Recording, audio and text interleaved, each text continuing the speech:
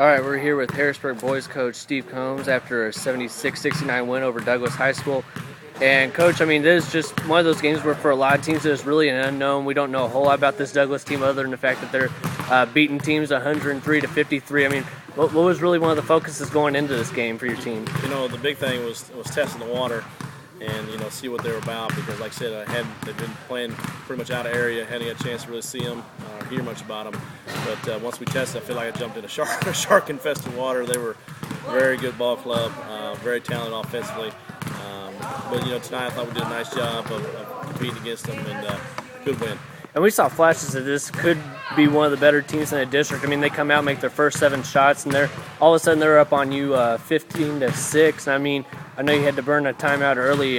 This is a team that once they catch fire, they could beat just about anybody in the area. Yeah, it really did. I mean, they came out, I thought they'd be a little bit nervous just because they hadn't played a whole lot of games yet. Probably their first big road test in the area. But they came out with no fear and came out and did a nice job knocking down shots early, running offense. And with the players that they have, I mean, they did a nice job. They got some very talented kids, and glad to get a win. And one of the player I thought that made a difference was after they go 7 of the first 7, then miss probably their next 6-10 shots. Gavin Jones, that's when he came off the bench, and I mean, he had 6 threes in the first half, 21 points by halftime.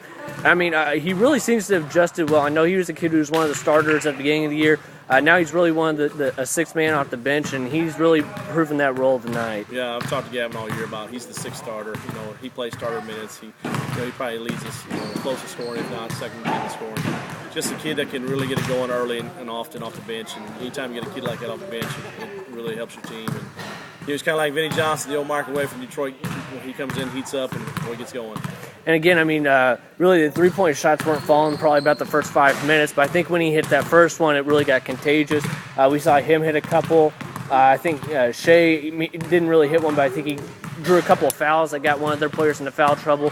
And, I mean, you all go on a 14-0 run and looked like you were pulling away there in the first half.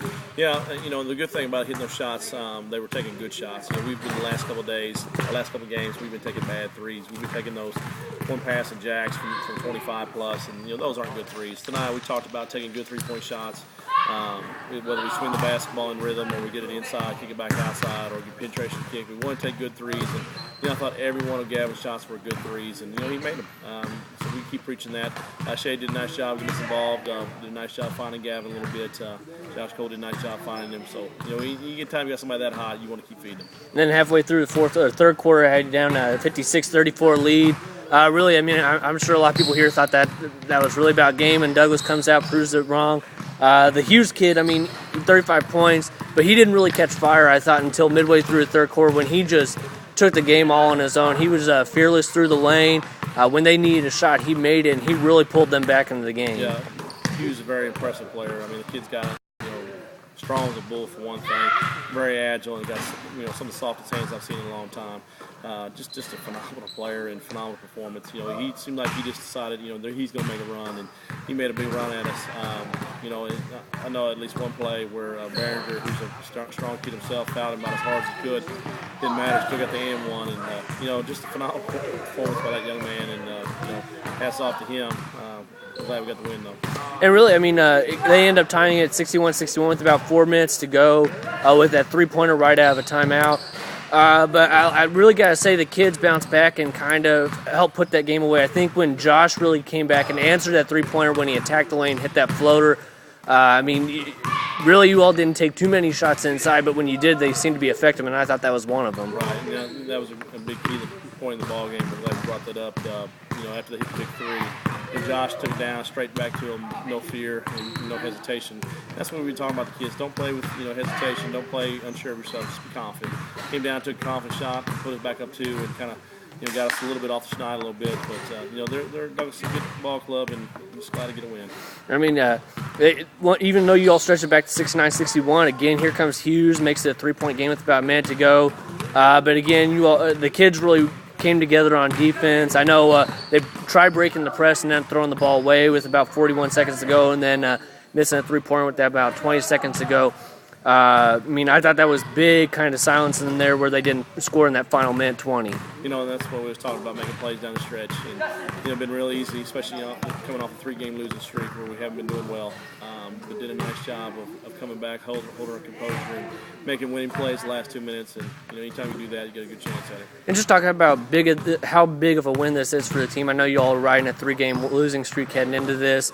3 tough road games in the conference, but this was a game that really did the kids feel kind of any pressure after the seedings meeting last night when you all get the 3 and they get the 5 that you had something to prove that, hey, we at least deserve a seed higher than this unknown team? Yeah, the big thing is that we really didn't feel pressure from the seed meeting. I don't even know if I told them yet or not before they got seeded. The big thing, we had a lot of internal pressure as far as on ourselves. We wanted to do well. We haven't been happy with the way we've been playing, haven't been happy with the way we've been practicing.